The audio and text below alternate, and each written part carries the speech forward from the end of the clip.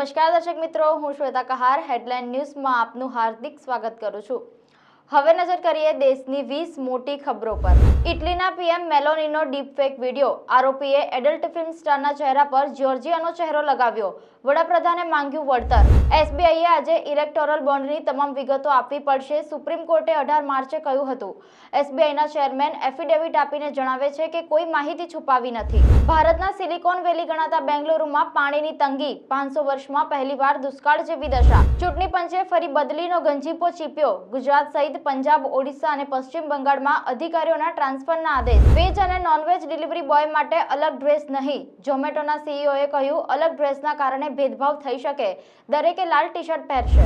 મહારાષ્ટ્રનો video, ગેરકાયદેસર સોનું લાવવાનો નવો કિમિયો, દુબઈથી મુંબઈ આવતી ફ્લાઇટમાં મુસાફરના સેન્ડલમાંથી સોનાની 2 ચેઇન મળી આવી। સુરતમાં રત્ન કલાકાર 2 સગા ભાઈએ જિંદગી ટૂંકાવી, બંને પોતાની પત્નીને કામ છે કહી રૂમમાં જઈ અનાજમાં નાખવાની દવા પીધી। એકના 8 મહિના પહેલા જ થયા હતા લગ્ન। જયપુરમાં સિલિન્ડરથી ઘરમાં લાગી આગ, 3 બાળકો સહિત 5 લોકોના દર્દનાક મોત। મહારાષ્ટ્રના હિંગોલીમાં એક પછી એક 2 ભૂકંપના મોટા આંચકા। મિત્ર સાથેની ચા અંતિમ બની, રાજકોટમાં બ્રિજ પર કાર ચાલકે બાઇકને અડફેટે લેતા આધેડનું ઘટના સ્થળે મોત, કાર ચાલક નશામાં હોવાની આશંકા। બેનર પ્રકરણમાં આચારસંહિતા ભંગનો ગુનો નોંધાયો, વડોદરામાં રંજનબેન ભટ્ટ વિરુદ્ધ પોસ્ટર લગાવનાર કોંગ્રેસના 3 કાર્યકર સામે કાર્યવાહી, મોટા માથાના નામ ખુલે તો નવાઈ નહીં। વડોદરામાં પોસ્ટર પોલિટિક્સ પોલીસ સ્ટેશને પહોંચ્યું, કોંગી કાર્યકરો મોડી રાત્રે સ્ટેશને દોડ્યા।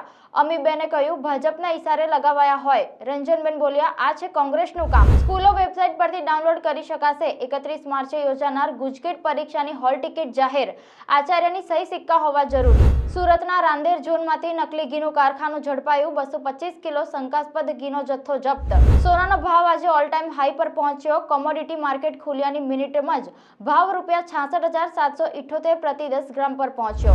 આરસીબી અનબોક્સ ઇવેન્ટ દરમિયાન વિરાટ કોહલીએ કહ્યું કે મને કિંગ કહેવાનું બંધ કરો, આ શબ્દથી હું શરમ અનુભવું છું, મને વિરાટ કહીને જ બોલાવો। પાટીદાર દીકરી પર વિવાદ અંગે કાજલ હિન્દુસ્તાનીએ મૌન તોડ્યું, કોંગ્રેસ પર ઢોળ્યો દોષનો ટોપલો। સિદ્ધુ મૂસેવાલાની માતા પર લાગ્યો આઈવીએફના નિયમોના ઉલ્લંઘનનો આરોપ। ગ્લોબલ સ્ટાર પ્રિયંકા ચોપરા પરિવાર સાથે પહોંચી રામલલ્લાના દર્શને, ફેન્સ થઈ ગયા ખુશ। તારક મહેતાની સોનુ ઉર્ફે ઝીલ આ વર્ષે લગ્ન કરશે, બાળપણના મિત્રની પાર્ટનર તરીકે કરી પસંદગી, લગ્ન 2 અલગ-અલગ રિવાજોથી યોજાશે। તો આ હતી દેશની 20 મોટી ખબર। જોતા રહો હેડલાઇન ન્યૂઝ। નમસ્કાર।